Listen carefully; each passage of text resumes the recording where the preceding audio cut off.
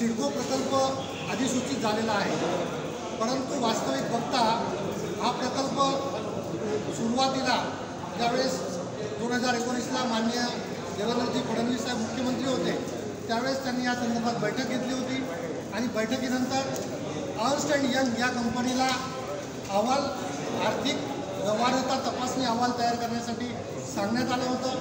त्या दृष्टिकोनातून EY कंपनीने निगेटिव्ह अहवाल दिला।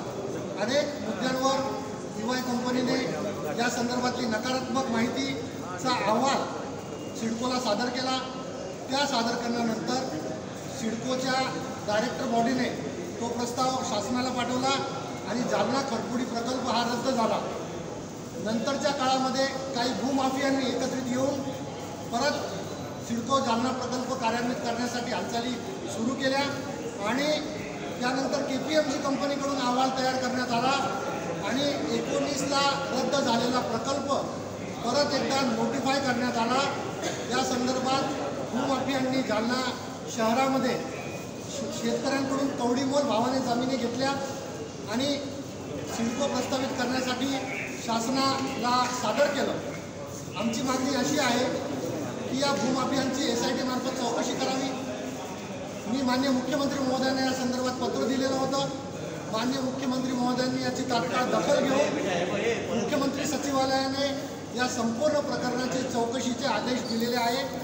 त्या आदेशाची प्रत मी सर्व मीडियाला समोर देतोय।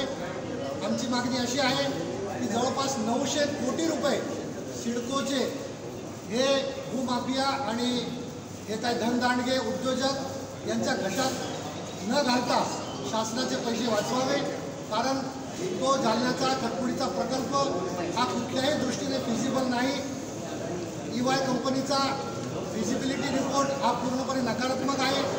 सिडकोने त्यांचा स्वतःचा इंटरनल सर्वे रिपोर्ट तयार केला होता, तो सुद्धा नकारात्मक होता। मग कोणाच्या अट्टहासापायी जालना खडपुडी प्रकल्प हा नोटिफाय झाला आहे याची सुद्धा शासनाने सखोल चौकशी करावी। सगळे सातबारांचं अवलोकन करावं, सगळे जे फेरफार आहे त्यानंतर रेडी रेकनरचे दर कसे वाढवण्यात आले, मोडस ऑपरेंडी काय होती, प्रकल्प येण्याच्या आधी भूमाफियांनी जागा कशा संपादित केल्या, सुरुवातीच्या काळामध्ये त्या खडपुडीच्या जमिनीच्या किंमती काय होता आणि आज सिडकोने संपादित केलेल्या जमिनी जवळपास 1.5 कोटी ते 2.5 कोटी रुपये एकरने सिडको जमीन संपादित करत आहेत। याबद्दल माननीय मुख्यमंत्री महोदयांनी सदर प्रकल्प स्थगित करण्यासंदर्भातल्या माझ्या मागणीला संपूर्ण चौकशी लावलेली आहे आणि आम्हाला आशा आहे की सिडको प्रकल्प हा आमच्या जालन्यामध्ये आला पाहिजे या मताचा मी आहे, परंतु योग्य ठिकाणी आला पाहिजे।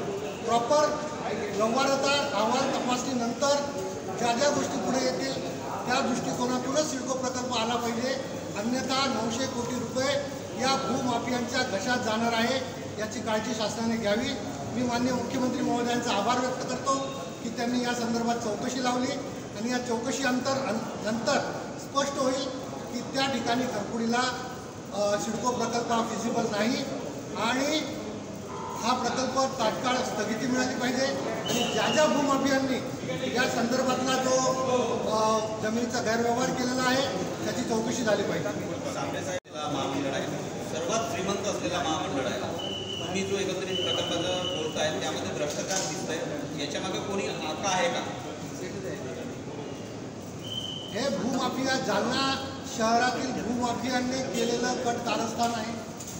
त्यांची मोडस ऑपरेंडी अशी आहे की शेतकऱ्यांकडून कवडीमोल भावाने जागा घ्यायच्या, 400-500 एकर जागा घ्यायची आणि ती सिडको MIDCला संपादित करून द्यायची आणि भूसंपादनाचे कोट्यवधी रुपये लाटायचे। ही त्यांची पद्धत सुरू झालेली आहे। याला कुठेतरी पायबंद बसला पाहिजे आणि शासनाचे पैसे वाचले पाहिजे या उद्देशाने मी तक्रार केली आहे। माझा थेट प्रश्न असा आहे की कुणी त्यामागे बोलवता धनी आहे का, कुणी आका आहे का?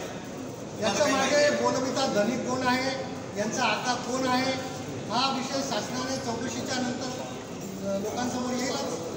तुम्हाला या अनुषंगाने काही माहिती आहे का किंवा तुम्ही ज्या पद्धतीने तक्रार केली आहे मुख्यमंत्र्यांकडे त्यातून काही निष्पन्न झालं आहे का? माननीय मुख्यमंत्री महोदयांनी तात्काळ या संदर्भातले चौकशीचे आदेश दिलेले आहेत। या जमिनी कोणी संपादित केल्या, जमिनी कोणाच्या होत्या, त्या जमिनी कधी खरेदी झाल्या, खरेदी करतानाची त्यांची किंमत काय होती आणि सिडकोला जे भूसंपादनाची किंमत काय आहे याचं तफावत किती आहे याच्यावरूनच हा फार मोठा 900 कोटीचा घोटाळा आहे.